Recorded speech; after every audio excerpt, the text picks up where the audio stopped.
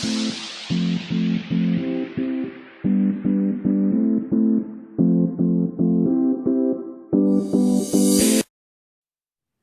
dear students, this is Mrs. Pavitra Ashok. I welcome you all to this offline English class. In the previous session, we had discussed the pre-reading task of the prose, The Gifts of Nature. We'll continue. Please open your textbook, students. I hope you all have opened your textbook. Please look at paragraph 1. We all know that God has given us the most beautiful gift, the gift of nature. We have the long range of mountains, the wide oceans, the sparkling streams, the dense forest, the animals, birds and insects. We have colorful flowers, fruits, the earth we live on, and even the air we breathe. These gifts of nature are ours to admire, use and preserve. It is our moral duty to look after the things God has given us. We must learn to take care of the gifts of nature so that these are not destroyed or harmed. We must not use the gifts of nature for our selfish ends, but instead work to preserve them. Now please look at meanings of new words. Sparkling, shining brightly with flashes of light. Streams, a small narrow river. Dense, closely packed or crowded together. Preserve, maintain in its original or existing state. Let's move on to the explanation. We all know that God has given us the most beautiful gift. What is that gift?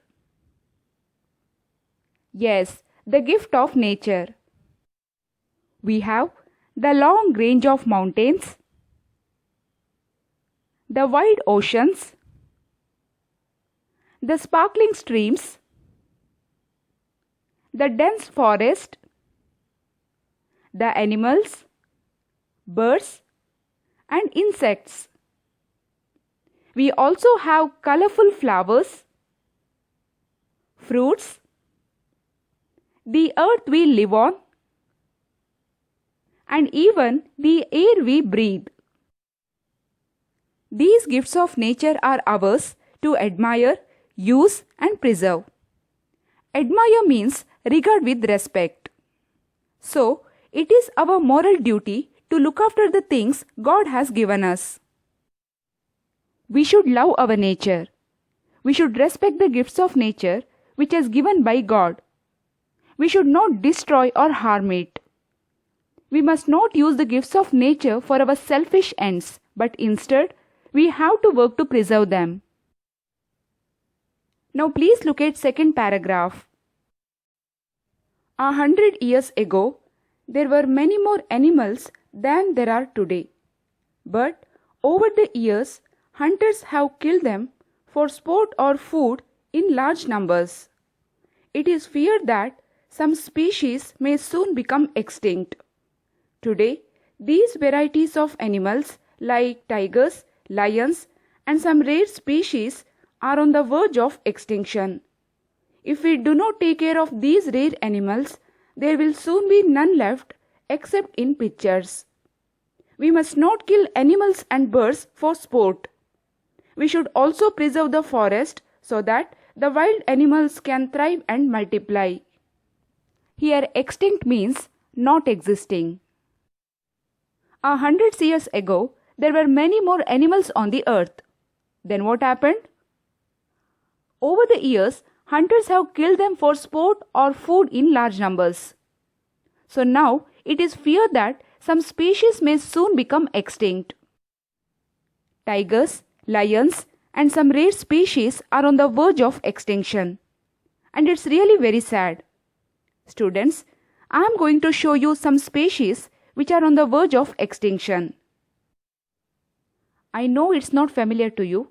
This is vaquita, Himalayan brown bear, fennec fox, wild Asiatic buffalo, Asiatic lion, hornbill. And this is Bengal tiger. If we do not take care of these rare animals, there will soon be none left except in pictures. We must not kill animals and birds for sport.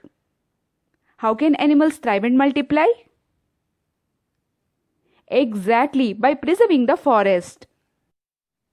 Now please look at paragraph 3. To most of us, the ocean is an endless expanse of water where there are countless fishes. But today, we are making the ocean dirty by throwing tons and tons of refuse into the rivers and oceans. This is known as water pollution.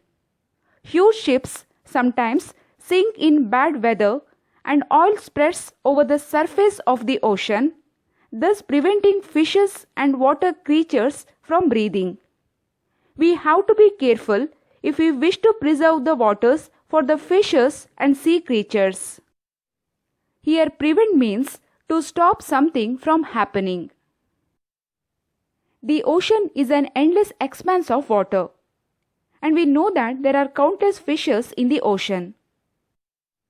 And it's very sad that people are making the ocean dirty by throwing tons and tons of refuse into the rivers and oceans. Water also gets polluted because of industrial waste discharge.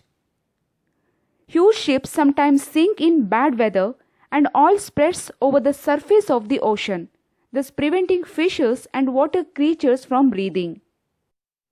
When toxic substances and chemicals enter water bodies such as lakes, rivers, oceans and so on, fishes and sea creatures will destroy.